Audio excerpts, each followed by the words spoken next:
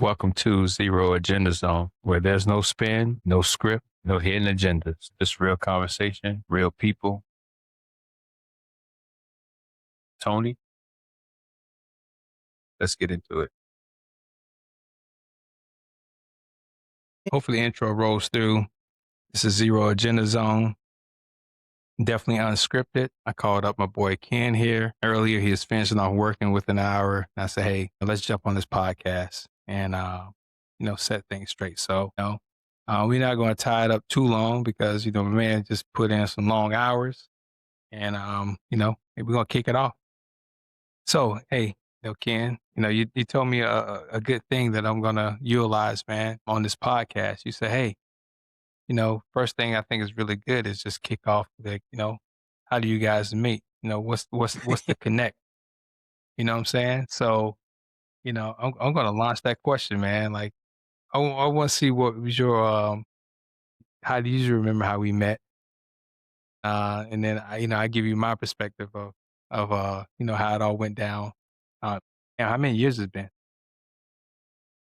Shoot, definitely before COVID. So at least 10 in the game, right? At least, right? Yeah. Oh yeah, way before COVID. It was Yeah. Jose's era. Yeah. Yeah. Yes, yes, yes. Yeah. So I think we originally met at what was the name of the organization we did a job at? Human something. Human rights Yeah, the Human Rights Campaign thing. council or something like that. Yep. In Yeah, DC. I'm gonna Google that so we can get it down before the end of the day. But yeah, absolutely. So I'll let you tell your story, and then I'll give you my perspective of it all. We were in Washington, DC, said a decade ago, be conservative, decade. We were working a protection detail for some high profile individuals having some credible, legitimate threats. I'm just me being me. And in my experience in the profession that I've chosen, I've always been the minority. It is what it is. The United States Marine Corps, Prince George's County Police Department, now in executive dignity and corporate protection. So I roll in, I'm used to being that guy, the individual, the minority. I was like, oh, there go another melanated brother. And so it was a lot of us, in that industry. Everybody think they freaking James Bond, John Wick, Jason Bourne. So a lot of egos, a lot of skills, a lot of arrogance. But nonetheless, then I would say you, if anybody, started delegating authority and look like and sound like they know what they were doing because everybody wants to be him. So I was like, all right, this brother must know what he's doing, and start delegating authority because I'm known to be a little hard headed, a little belligerent, you know. So I followed your lead, and you and I just began to work instantaneously, engage in conversation. What's your name? I'm so and so. Where you from? What you been doing? Da da da da da. Then we had so many commonalities, and then I easily vibed and worked with you easier than other people I have. I probably got assigned to you because I've known not to play with others well. So that's the best way I can assess it. Yeah, definitely. Yes, it was in DC. Yeah. Yeah, definitely. The biggest thing is that I want to take away from this, and once I post this, you're gonna see what the name of this podcast is. It is Tony and Ken like the Barbie. And I'm gonna explain this name. So we all meeting each other. It's a bunch of like you said, in this industry, we have a whole bunch of operators. That's what they call themselves. Anyway, so it's always a handful of minorities. Even when definitely the Marine Corps and the military. Um Also in law enforcement. And I guess the further you get up, it's a little more lonely at top. But I see Ken. It's only Ken and myself, the only brothers there, but we all doing a little meet and greet. It's probably about 10 or 15 of us. Hey, I'm James, I'm Seth, I'm Tony, whatever. And I see Ken. Ken he says, hey, how you doing? I'm Ken. I said, I'm sorry, what? He said, I'm Ken, like the Barbie. It's been ever since then when I programmed his name, I was just like, I'm just gonna program Ken like the Barbie, man. And it's been stuck to him like for 15 years, man. That's what pops up on my phone. Ken like the Barbie. Um, I definitely have to have them. You have to share the story about how they even came about Ken like the Barbie. I mean, because I asked him, I said, "At what point do you actually identify yourself like the Barbie doll Ken?" I'll tell you the story. I was on the police department. You know, when you're young, you're in your 20s, you're making extra money, you think you like that. So all of us back in say the 90s, we all had like Corvettes. So we had a little squad get together for camaraderie, esprit de corps, and things of that nature. So me being myself, I'm just running a tad bit behind. So I roll up in my black Corvette, right? So how I got introduced myself, Ken like Barbie. I wants a sports car, I wants a motorcycle. So we would have the real camaraderie. We have our brother or sister squads. We would always get together. You know, some play baseball, some get something to eat, some like a Dave and Buster's. You know, just get together, bring camaraderie, esprit de corps. You know, build a bond between 20 to 30 men and women. So I roll up. At the time, I was driving a drop top black on black Corvette, and young lady who I was dating at the time, she was a blonde young lady. Oh, another thing, I was real like super. I was arrogant, reckless abandon. So I was kind of cool. I personally Used didn't to have a be. used to be. That was back in the early '90s when I was like under 25, and so I hadn't gotten a nickname yet. So older gentleman, I pulled up, you know, kind of scorching tire, in a Corvette. Young lady I dated, she was a blonde, and I'm in a Corvette. He was like, "Yeah, there you go, Ken and Barbie." I'm like, "What?" Said Ken, say, "Yeah, my name's Ken. Ken of this Ken, but yeah, but you got Barbie." I'm like, "No." But being young, bottom of the totem pole, you don't have any say about your call sign, your nickname. If it's cool, you can't have it. So it was between, you know, Ken like Barbie or Chocolate Ken. It was because I had a Corvette and young lady I was dating at the time. She was blonde, so it just stuck. You know, you're 24, 25. You have no power, no say so. And the older gentlemen, the old heads, as you say, or OGs, what they say go. So I could be as belligerent as I wanted to, but that's how it sucks. So either chocolate Ken or Ken like Barbie. So it was just one thing I've always said. So you know, yep, Yeah, no, I like it, man. I like it. You know what I mean? And plus, how many years later, man? 30 years later, it sticks. Yeah, well, and for the record, for people that don't know, I mean, majority of people probably do know. In the security industry, people give you your call signs. You don't name your own self a call sign. If you do give yourself your own call sign, you're a tool. By the way, you're one of those dipshits we're gonna talk about later on. Whatever you want to call yourself, Scotty or Captain America or whatever, goof troop name you give. exactly. It was that cool. Nobody gave that to you. It's typically that no one gave it to you. You gave it to Is yourself. that exactly.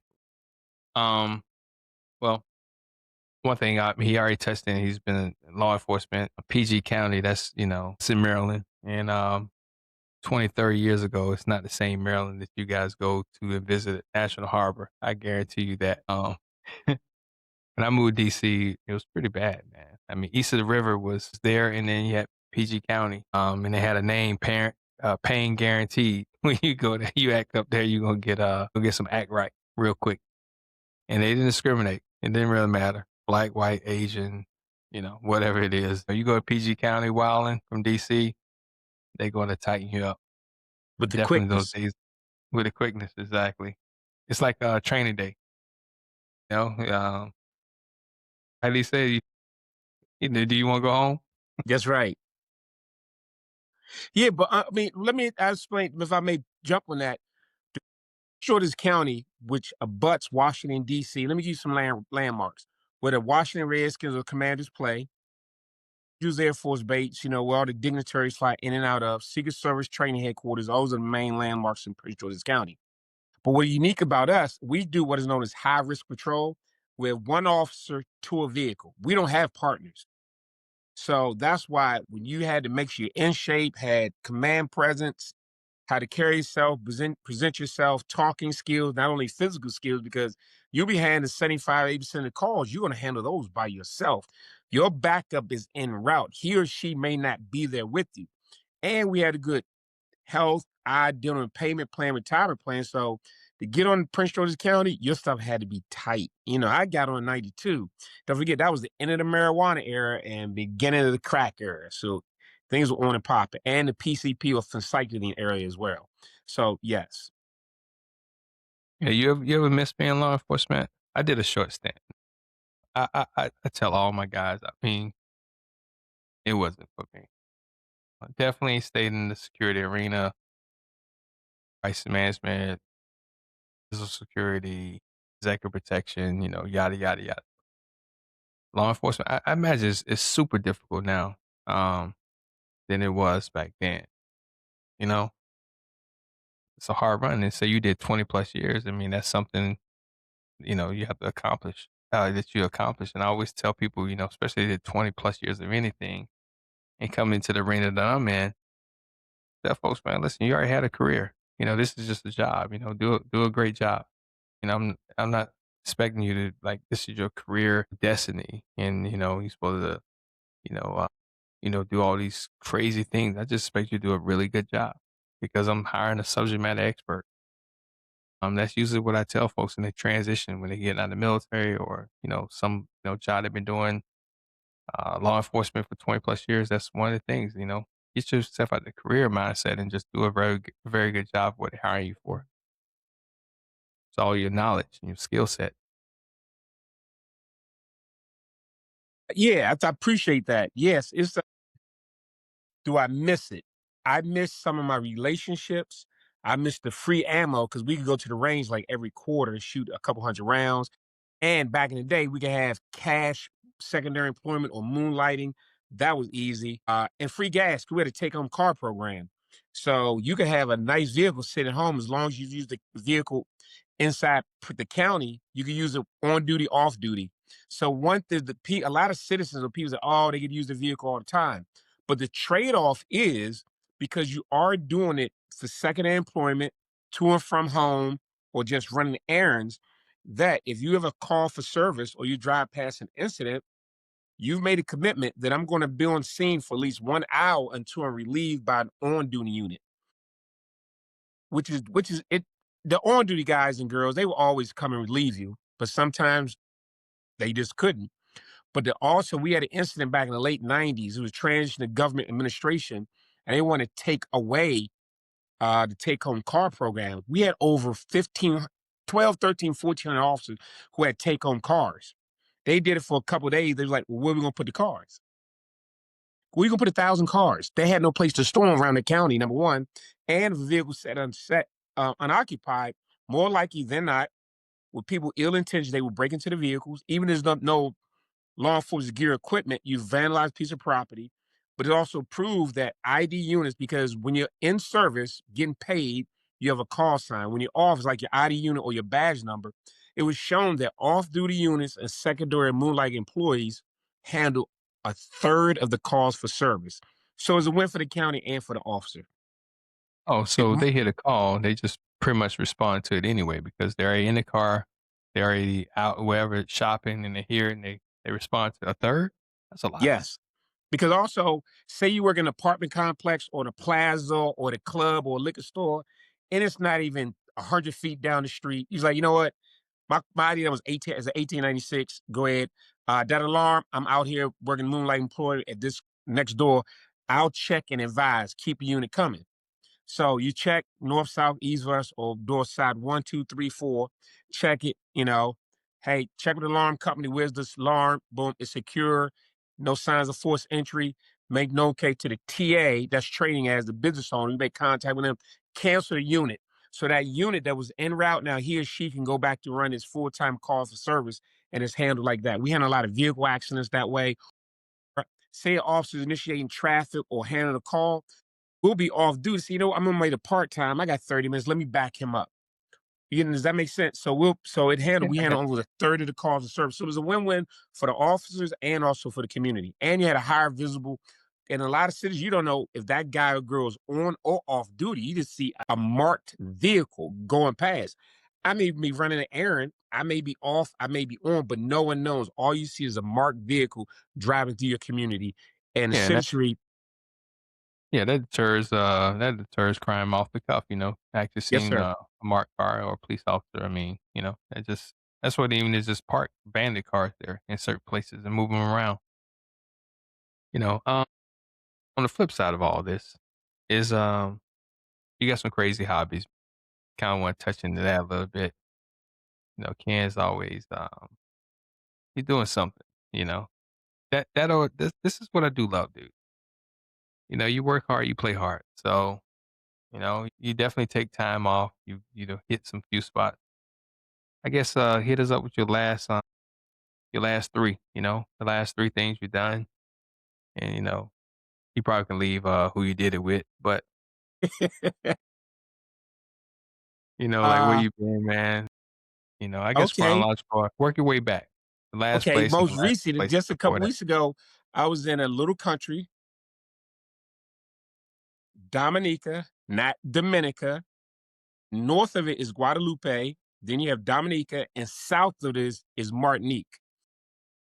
It's known for scuba diving. It's called the Nature Island. It's a UNESCO World Heritage Site. Yeah, even though I got the military and the police thing, I'm still like an undercover nerd. So UNESCO World Heritage is like there's is United Nations Education, Science, and Culture Organization. Basically, it's unique or it's like 14 categories you must have to qualify for them, and they're around the world. It's hard to get qualified to be called a UNESCO World Heritage Site. So let me back up. I mainly travel to scuba dive and for history and culture. So that's my thing. So they got two of the three or three of the three. So I was there. I went scuba diving I was there for 10 days. I went scuba diving. I also did a thing called canyoning. What canyoning is, you put on a helmet, like a whitewater or hiking or mountain bike helmet, a PFD, pressure flotation device, and like some old clothes or like a neoprene, like a scuba diving outfit, and you go through like valleys and canyons, you jump off of them 5 feet, 15, 20 feet, you rappel down some things, you mount up some things, and you do it for like 3 to 4 hours. That's entry level. Then you got some that go like 6 hours, you got some that go to like 12 hours. You're going down waterfalls, you're going through caves, almost like spelunking too. So I did that and I floated down a river there. That is called the Nature Island. So I did that. Then also this year, in 25, I went to Indonesia. I went there for 3 weeks. I went scuba diving there. I hit Jakarta. I hit Bali. I hit Tulam Ben. I hit Sarong City, Sarong, Raja Ampat. I lived on a livable boat for about 9 days scuba diving, saw manta rays. It's amazing. My thing is scuba diving. So I did that. Had a layover in Doha, saw some of the camel races over there. Had some date tea that was really nice. Doha was good. I always try to do a layover. And I went skiing in Aspen this year. So, I'm just a hella curious dude. Yeah, So, Aspen my spot, man. I mean, I was hitting Aspen, man, 25 some plus years ago. yep, Snowmass, Aspen yep, Mountain. snowman, yep. I used to go and where you stay, the Jerome? Aspen Inn Hotel. Hold up. They have it's an Marriott chain. It's right across from Oh yeah, I know something you talk in. about. If you say it got a root, let me tell you, Aspen was so Yeah, dope. I was wondering why everybody in my hotel was walking around in robes. I'm like, everybody walking around in robes like they Hugh Hefner. Concierge, how you doing, Mr. Go? This is day like 3, said, have you enjoyed the pool? I said, I have a pool? Yeah, I walked around and said, no, it's on the roof. yeah, that roof pool, yeah. Rooftop pool, 80 some degrees outside, steam coming off you with the mountains in the back. I had no idea. So guess what? Every night, and it's open 24 hours. I was at, they have hot, warm towels for when you get out the pool. You got your robe inside your room. I didn't know. I didn't know. Yeah, that's what's up. I I mean, didn't know. I can tell you another spot too. I'm a skier. Used to love skiing. Um, is Sun Valley, man. Sun Valley, Idaho. And That's on my check list. Yeah, hit that spot. Great mountains. If you take all the Aspen out of things, you go there, Ketchum is a place where you probably want to rent you a place. This is right outside the mountain. Yeah, yes. Um, yeah, Sun Valley. Okay. That's the spot to go to, man. Okay. You like it at that, and Okay. and it's not even bad. Aspen, you can roll solo. It's not a problem, you know, potential in Aspen. No lies detected. Absolutely. Yeah, no mask is one of those things you kinda take and you have your good time. Have you some good company, it's off the beat, and it's fabulous mountain. A lot of tech companies do, their organizations, they have meetings and stuff out there in the wintertime as well as spring. Uh, it's a hot spot, and it's off the beat, and if you like skiing, they got excellent mountain, and, I really think you enjoy it. A lot of people just, just it's not one of those popular places. Okay. I'll say the customer service in Aspen was amazing. Everybody was on point. It was a Yeah, great of the course, customer I service in mean, Aspen all their was money is tourism, right. so they Yeah. better be on point, they'd be Y broke. yeah, it's a lot of Olympians working their off season there. It says cheaper to stay there and train and bank their money, and they'll get their money in the off season, and they'll just stay there. So, I met several like whitewater rafter, mountain bike, cross country. I mean, they was like, I said, "You're really Olympian." They pulled I was like, "Oh, crap, you're a real Olympian." So, yep. Mhm. Yeah, like you said, because of the customer service, they're able to make that money in that 3, 4, 5, 4 month window and be able to sustain themselves for the next year. They would do that for year after year after year. Where Yeah, else did I absolutely. hit this year? Nicaragua. Nicaragua, hidden secret. Very inexpensive. I'll tell you this. I lived Just well stay a there for secret for me, I don't have no desire to roll there. hey, I'll tell you this. You remember this during the Reagan years, the Sandinistas and all like that. I rode through their community. I was like, why does this look familiar? Then after I went through there for a whole day, it just hit me. I said, oh, these are Sandinistas and whatnot. Because you get back to my room, because, oh, that was it. When I'm in traveling, I put my electronic gear stuff away. That morning, I just run my routes, figure out where I'm going, and do a review in the evening because I just want to indoctrinate myself into the local customs and culture and cuisine. I don't want to be tied to electronic. I'll take pictures and photos and video, but I'll save those for myself. I rarely post my stuff. Nicaragua was inexpensive, was good. And I did El Salvador. El Salvador, a whole nother place. Every corner you see the police and military is clean. Nobody's acting up. I left my car unlocked by accident. They would give me assistance. They was direction. So those are five. I think that's like 5 countries I hit so far this year. Like I mostly go to scuba dive and try to like hit a UNESCO World Heritage Site to do the history and culture portion of it as well. Yeah, I keep on tagging something going on here, man. I gotta work on my fidgeting, man. I be fidgeting when I'm on this podcast. I don't know why. So I gotta make a conscious effort, be like, stop moving all around, jerking We around. all have our little ticks, man. Yeah, I know, man. I don't know. I swear, man, I get on this thing. This is my second time. I'm like just bouncing and moving. So now I'm trying to stay focused. I'm like, oh, Rich, like, hold this glass, sit back and, stay focused. But anyway, dude, I'm trying to keep these sessions down pretty small under, 20, 30 minutes. That's about all of our attention span that we have anyway. I think, what I'm doing is I'm keeping raw footage, obviously move out some things that we had a little technical difference, problem earlier. So, definitely scrub that out. But other than that, I want to keep it as raw, audio, visual as well. And then, I think I said before, you can see a progression. Like, okay, hey, it's my first couple episodes. Maybe next time, man, have better lighting, some, a little script in the beginning, some other stuff, man. I want to kind of just see kind of where it mutates Just from like where I'm at. preseason. It's Yeah, exactly. preseason. It's a Yeah, preseason game, man. spring ball, preseason. Exactly. Boy, So, you like baseball. What are you doing? What is it before baseball? Spring ball? Yeah, yeah, preseason, spring ball. We'll get it right. Yeah.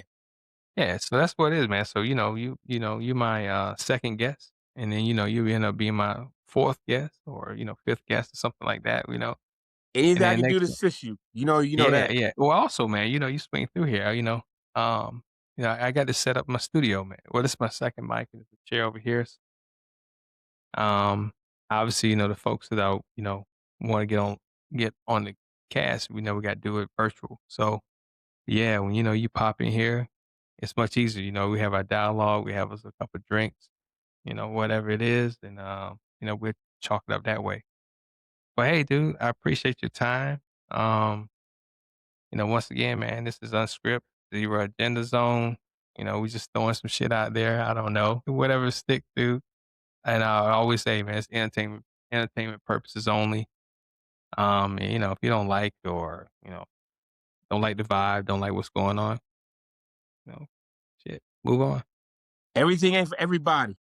Yeah, no, man. I already had a few people, man. It's funny, man. I just kicked this off, and I just blasted out to everybody. Hey, subscribe. I'm starting a YouTube channel.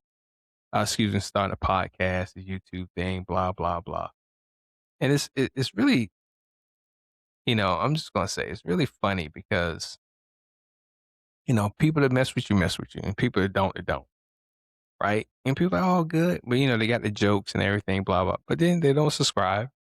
They don't subscribe to the thing, you know. And if they viewed it, they didn't like it, which only kicked us off for a few days, But I don't know. I heard something one time, Rick Ross or something like that, and he was saying something in nature. I don't know exactly mean. He's like, I don't even listen to Homeboy or Shorty or whatever, but if I get down with him, I'm liking his stuff, and whatever it is, I'm hitting a like, I'm subscribing or whatever it is because I'm putting them on the game. I got a million some followers. I don't even listen to it. If I'm down with Tony, bam, I'm hitting subscribe, I'm hitting like or whatever. That's it because he's Rick Ross and this guy he's putting on the game if you deal with him. And it's funny, dude, because I blasted out probably about I don't know 20 folks or whatever, 20. And out of those, say 20 people, just randomly, about 7, 8 of them, 10 of them, something, had something slick to say, or joking in jest. But hey, if you're making a joke in jest, then There's hey, some reality behind that though. exactly. Hey, shithead, subscribe. That's Hey, all I'm saying. And listen, I'm good. I'm good either way.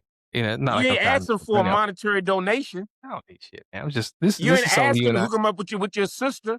I mean, their That no, sister. You just say, I man, probably don't want it. just I probably boom. don't want it anyway. You know what I'm saying? But anyway, all I'm saying is this, man. This is for entertainment purposes only. This is something that you and I can sit there and look back on, and we could just laugh about it. Trip. This is it, man. This is another TP project, man. It's like my vehicles, dude. It's just something that hey, I might keep it going. I might put it down. I don't know, man. It is what it is. Anyway, man. It's good. Stay on the line, man. I think I learned yesterday that you have to finish download. I'm gonna start the recording. Hey guys, if you are tuning in, make sure you subscribe. Make sure you hit the like button. Thumbs up ideal. But if you don't like the shit that's going down, thumbs down is good too, man. Any feedback is good feedback. Until next time, I'm gonna drop this on Thursday, and every Thursday I'm gonna try to drop something new for you guys. And then we go from there. And just hang on the line there, Ken. I'm gonna Yes, sir. just stop the video.